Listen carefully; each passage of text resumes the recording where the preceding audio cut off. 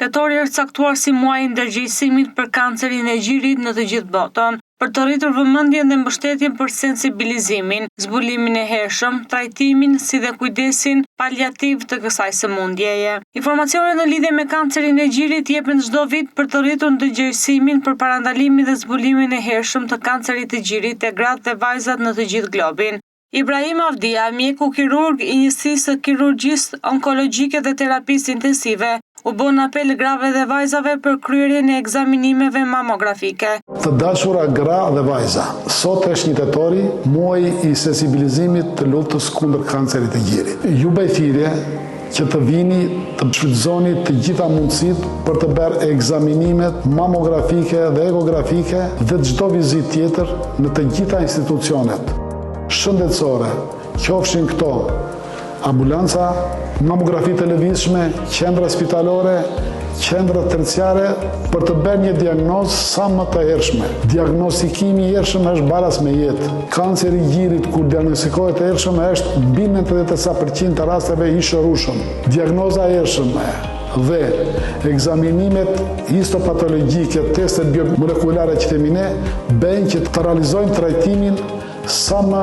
adekuat dhe sa më shkencor të kancerit të gjirit. Çdo kush që ka pasur në familje një rast me kancer gjiri, të nxis motrën e vet, nënën e vet, komshien e vet, të njëjtën e vet, të vej të bëjë një mamografi kudo që ajo do të mundet. Të sëmundje, po të bëjmë të gjithë bashkë, ne ja dalim, arrim ta mposhtim. Edhe një herë ju lutem, shfrytëzojeni këtë muaj, shfrytëzojeni maksimalisht për të bërë sa më shumë ekzaminime mamografike dhe ekografike, për të diagnostikuar sa më shumë raste të reja për të fituar jetë. Kanceri i gjirit është një nga sëmundjet më të zakonshme te gratë, me rreth 2.1 milion raste të reja të diagnostikuara çdo vit, sipas Organizatës Botërore të Shëndetësisë. Njohja e shenjave të hershme është thelbësore për zbulimin e hershëm dhe trajtimin e suksesshëm të kësaj sëmundje. Një nga shenjat e para që mund të vërehet është një ndryshim i papritur në madhësinë ose formën e gjinjve. Kjo përfshin entjen, rënjen ose asimetri të papritur. Gratë duhet të jenë të vetëdijshme për çdo ndryshim të tillë dhe të konsultohen me mjekun e tyre sa më shpejt jetë e mundur. Prania e një mase në gjoks ose në zonën e sjellës është një tjetër shenjë alarmante.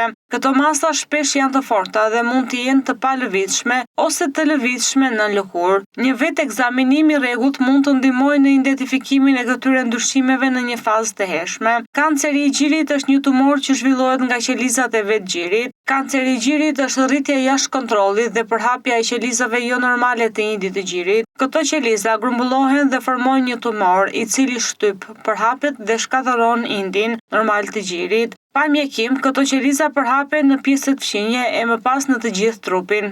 Askush nuk e di shkakun e vërtetë të kancerit të gjirit, apo nëse kanceri i gjirit ka një shkaktar të vetëm apo jo. Dihet se disa njerëz janë të rrezikuar për të zhvilluar kancer gjiri. Dihet se disa faktorë duket se rrisin rrezikun për të zhvilluar kancer gjiri. Çdo grua është e rrezikuar për kancer. Disa nga faktorët e rrezikut për kancerin e gjirit janë pajisja e një kanceri gjiri më parë, histori familjare të kancerit të gjirit, ndryshimet gjenetike prezente me genet BRCA1 ose BRCA2, histori familjare me kancer të ovarit, femrat që nuk kanë lindur fëmijë ose lindjen e parë e kanë bërë në moshë më të madhe se 30 vjeç, menstruacione në moshë shumë të hershme para 12 vjeç, menopauzë pas moshës 50 vjeç, përdorimi i mjekimit me hormone për një kohë të gjatë, më shumë se 5 vite, densitet të shtuar të indeve të gjirit, një histori e një biopsi e gjiri që tregon një numër të rritur të qelizave jo normale që nuk janë kanceroze, trajtimi me rrezet të sipërfaqes së gjirit, veçanërisht para moshës 30 vjeçare, mbi pesha dhe obeziteti, sidomos në menopauzë, përdorimi i alkoolit, duhanpirja, marrja e kontraceptivëve nga goja e pakontrolluar nga mjeku, dieta dhe ushqimet e pasura me yndyrë shtatëzore dhe moskryerja e aktivitetit fizik. Rreth 70% e rasteve të kancerit të gjirit ndodh te gratë të cilat nuk kanë faktorë që rrisin rrezikun për të zhvilluar kancer gjiri.